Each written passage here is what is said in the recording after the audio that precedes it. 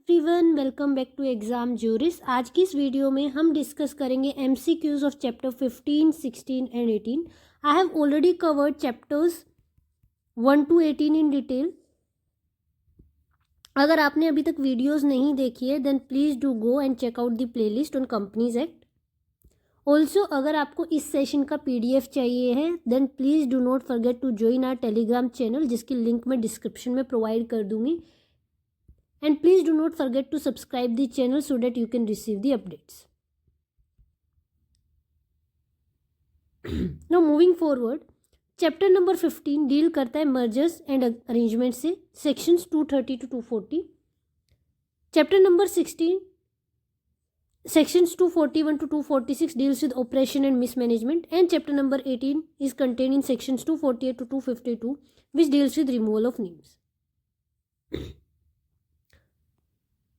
Under section 230, a compromise or arrangement must be approved by a majority representing dash in value of creditors or members.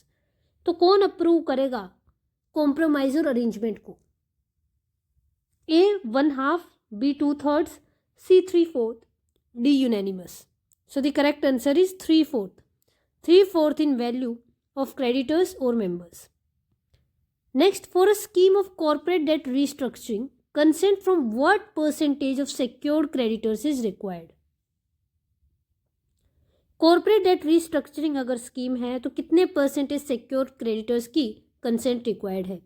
A 75% by value, B 90% by value, C 60% by value, D 51% by value.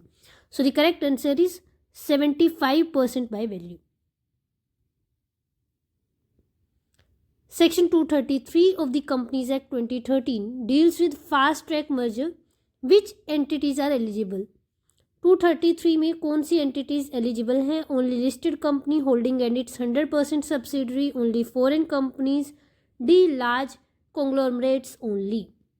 So the correct answer is holding and its 100% wholly owned subsidiaries या फिर small companies. काफ़ी सारे इसमें provisions है, जैसे आपके startups भी fast track merger में जा सकते हैं. Next, section 234 allows merger of an Indian company with a foreign company. Prior approval of which body is mandatory? किस बॉडी का अप्रूवल मैंडेटरी है? A SEBI, B ministry of corporate affairs यानी MCA, C RBI, D national stock exchange. So the correct answer is RBI का approval mandatory है. Next, as per latest amendments to section 230, an application for compromise may include a takeover offer. This applies to A listed companies only, B unlisted companies only, C both A and B, D government companies only. So the correct answer is B unlisted companies only. Next, under section 236, acquirer holding dash or more of issued equity share capital can buy out majority shares. Minority share can buy out minority shares. कब वो minority share को bye कर सकता है? So the correct answer is अगर वो 90% of issued equity share capital hold करता है एक्वायरर, तो वो 10% जो माइनॉरिटी शेयर्स है उनको एक्वायर कर सकता है. Next, in a merger under section 232 can a company hold its own shares in the name of trust that is treasury shares? क्या company under section 232 treasury shares hold कर सकती है? So the correct answer is no. Shares must be cancelled. उस case में shares cancel करने पड़ेंगे. Treasury shares hold करना specifically prohibited है. नेक्स्ट, नोटिस ऑफ कॉम्प्रोमाइज और arrangement under section 230 must be send to all authorities except. Compromise या arrangement का notice हर अथॉरिटी को जाएगा, एक्सेप्ट किसको नहीं जाएगा? इनकम टैक्स अथॉरिटी जाता है, RBI से भी बिल्कुल जाता है, ऑफिशियल लिक्विडेटर बिल्कुल जाता है, वर्ल्ड ट्रेड ऑर्गेनाइजेशन नहीं. वर्ल्ड ट्रेड ऑर्गेनाइजेशन में क्यों जाएगा? सो the correct answer is WTO. Authorities must send representations with in dash days of receiving notice of a scheme. Authorities कितने दिन के अंदर रिप्रेजेंटेशन भेजेगी? सो the correct answer is with in 30 days of receiving notice of scheme. अपने जो authorities हैं वो objections raise करेंगी. अगर 30 days के अंदर ऑब्जेक्शन रेज नहीं करती है अथॉरिटीज़, तो उस केस में प्रिज्यूम कर लिया जाएगा कि अथॉरिटीज़ को कोई ऑब्जेक्शन नहीं है. Next, in which case did the court rule that tribunal should not act as an appellate authority over commercial wisdom? Commercial wisdom की बात कौन से केस में हुई थी? ये हम ऑलरेडी अपनी डिटेल्ड वीडियो में डिस्कस कर चुके हैं. Case Mihir H Mafatlal case, Mihir H Mafatlal versus Mafatlal industries limited. In a merger, the set of fees paid by the transfer company on its authorized capital is allowed against fees of A. Transferee company, B. ROC only, C. Central government, D. Not allowed. So the correct answer is transferee company. Next, objection to a scheme under section 230 can be made by a person holding at least dash of shareholding. Objection कौन कर सकता है? At least जिसके पास 10% of shareholding हो या 5% of outstanding debt हो. Next, the Companies Act 2013 uses which term to encompass demergers? Demergers के लिए कौन सा term यूज किया गया है Companies Act में? A. Dissolution, B. Arrangement, C. Reconstruction, D. Buyback. So the correct answer is arrangement. Next, the certified copy of tribunal's order must be filed with ROC within. Tribunal की certified copy आपको ROC के पास file करनी होती है. कितने दिन में file करनी होती है? So the correct answer is 30 days. 30 दिन के अंदर अंदर जब NCLT का ऑर्डर आ जाता है उसके 30 दिन के अंदर अंदर ROC के पास ऑर्डर फाइल करना होता है. Next, can a voting for a compromise और arrangement be conducted via postal ballot? क्या पोस्टल बैलेट के थ्रू वोटिंग कराई जा सकती है फॉर कॉम्प्रोमाइज और arrangement? So the correct answer is yes, कराई जा सकती है. क्या इन एनी केस कराई जा सकती है. Next, who is authorise to provide valuation report for a merger scheme? Valuation report कौन तैयार करता है? तो valuation report for merger scheme तैयार करता है registered valuer. Next, upon merger the transferring company becomes liable for the transferors. A. Assets only, B. Liabilities only, C. Both assets and liabilities, D. Neither. So the correct answer is transferee company. जो transferee company है वो liable हो जाती है for the transfer assets and liabilities both. Next, section 235 deals with power to acquire shares of share holders dissenting from scheme और contract approved by. A. 51% majority, B. 75% majority, C. 90% majority, D. 100% majority. So the correct answer is 90% majority, या फिर इसको आप 9/10 भी लिख सकते हो. Next, which authority has the power to order amalgamation of companies in public interest under section 237? 237 में किसके पास पावर है अमालगमेशन का ऑर्डर देने के लिए? तो ये पावर है सेंट्रल गवर्नमेंट की. Central government in public interest authorise कर सकती है, ऑर्डर कर सकती है amalgamation of companies. Section 238 pertains to the registration of dash in connection with schemes under section 235.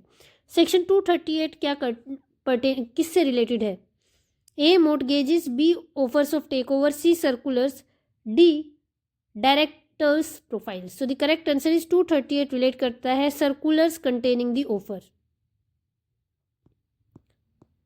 Next, to apply under section 241 for relief against oppression members must hold at least dash of issued share capital. Members को कितना issued share capital hold करनी पड़ेगी अगर उसको operation के लिए apply करना है under section 241? So the correct answer is 10% of issued share capital. The removal of Cyrus Mistry was held by the Supreme Court as. Cyrus Mistry का केस हमने पढ़ा है डिटेल में. तो सुप्रीम कोर्ट ने क्या हेल्ड किया था? क्या वो ऑपरेसिव था, क्या वो नॉन ऑपरेसिव था, क्या वो फ्रॉडुलेंट था, वॉइड अब इनिशियो था? सो उसमें हेल्ड किया गया था that it is not oppressive. मियर removal of director is not oppressive.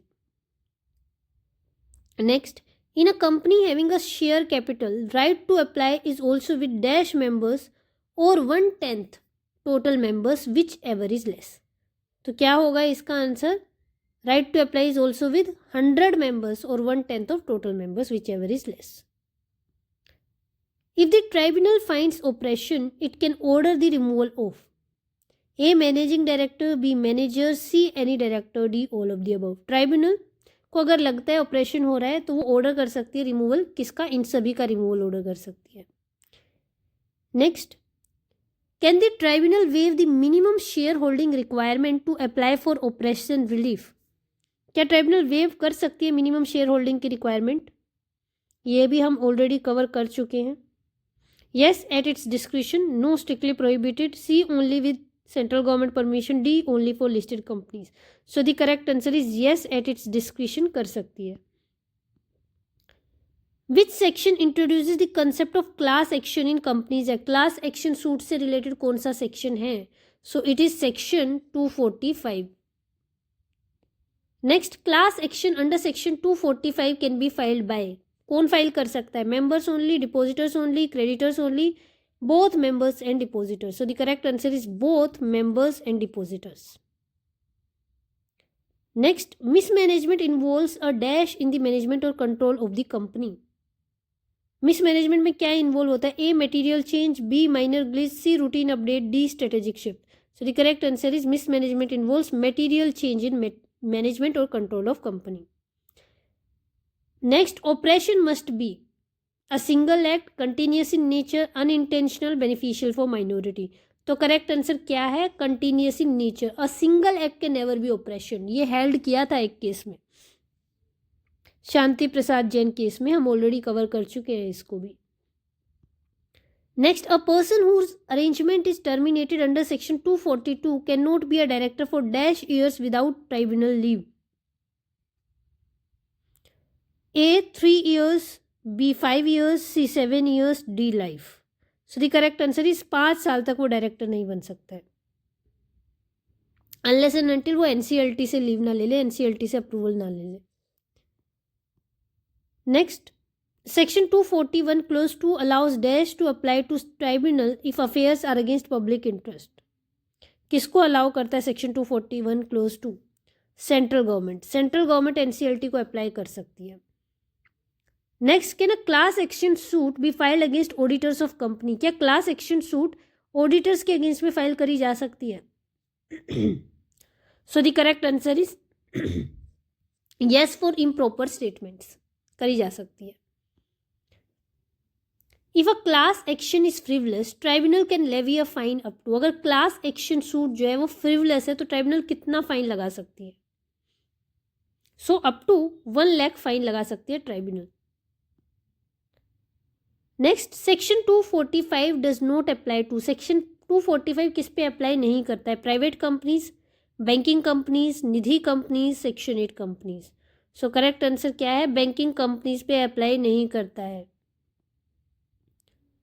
Next, does the tribunal have power to pass interim orders under section 241 या 242? ट्राइब्यूनल के इंट्रीम ऑर्डर्स पास कर सकता है? यस, बिल्कुल कर सकता है. Yes. Next, ROC can remove a company's name if it fails to commence business within dash years of incorporation. क्या होगा इसका? कंपनी का नेम स्ट्राइक ऑफ कर सकता है ROC अगर उसने बिजनेस कमेंस नहीं किया है कितने साल के अंदर अंदर from the incorporation. So the correct answer is 1 year. Next, a company not carrying on business for dash immediately preceding financial year can be removed. A1, B2, C3, D5. Correct answer क्या है? 2 financial years. अगर immediately 2 preceding financial year में company ने business carry नहीं किया है तो strike off किया जा सकता है name of the company. Next, a company can voluntarily apply for removal of name STK2 after passing. Company भी वॉलंटरली अप्लाई कर सकती है. उसके लिए उसको क्या पास कराना पड़ेगा? स्पेशल रेजोल्यूशन पास कराना पड़ेगा. Next, a company cannot apply for removal if in the last 3 months it has A, changed its name, shifted registered office, made an application to tribunal for scheme. तो इन सभी cases में company जो है voluntarily strike off की application नहीं डाल सकती है with the NCLT. Question number 40. Fraudulent application for removal of name attracts liability under. किस सेक्शन में liability attract होती है fraudulent application में? So the correct answer is section 447 fraud. Next, an appeal for restoration of name under section 252 clause 3 can be made by a member within 252 clause 3 की बात हो रही है, ठीक है। तो कितने सालों के अंदर अंदर अपील फाइल कर सकते हैं for restoration of name under section 252 clause 3? तो क्लोज 3 में कितना है, 20 years. Next, any person agreed by ROC's order of removal can apply to tribunal within. ROC ने रिमूव कर दिया है name of the company from the register, अब आप अपील में जा सकते हो टू NCLT। कितने दिन के अंदर अंदर जा सकते हो? सो द करेक्ट आंसर इज 3 साल के अंदर अंदर। Next, notice of striking off and dissolution is published by ROC in. Notice of striking off and dissolution ROC कहाँ पब्लिश करता है? सो STK 7 में। On dissolution under section 248, the company shall cease to operate except for A. realizing its dues, B. discharge of liabilities, C. both A and B, D neither. So the correct answer is both A and B. Next, ROC can strike off a name if physical verification of registered office shows A. company not carrying on business, B. office is rented, C. Directors are absent, D. New furniture. Correct answer क्या होगा? जब उस company का business ही नहीं है उस registered office पे, तो ROC स्ट्राइक ऑफ कर सकता है name. Next, the striking off a name relieve directors from liability. क्या डायरेक्टर्स की लाइबिलिटी खत्म हो जाती है after the name is strike off? Yes, immediately. No, liability continues only after 10 years if they pay a fine. तो correct answer है liability continue रहती है। Next, is a liquidator required for the removal of name under section 248? क्या liquidator की requirement होती है? No, इस case में लिक्विडेटर की रिक्वायरमेंट नहीं होती है। Question number 48, can the name of section 8 company be removed under section 248? क्या सेक्शन 8 कंपनी का नेम रिमूव किया जा सकता है under section 248? Correct answer is yes. Next, restoration by tribunal means the company is deemed to have A. continued its existence throughout, B. restarted from today, C. became a new entity, D. converted to LLP. So correct answer is continued its existence throughout. Next, which authority hears appeal against orders passed by NCLT under these chapters?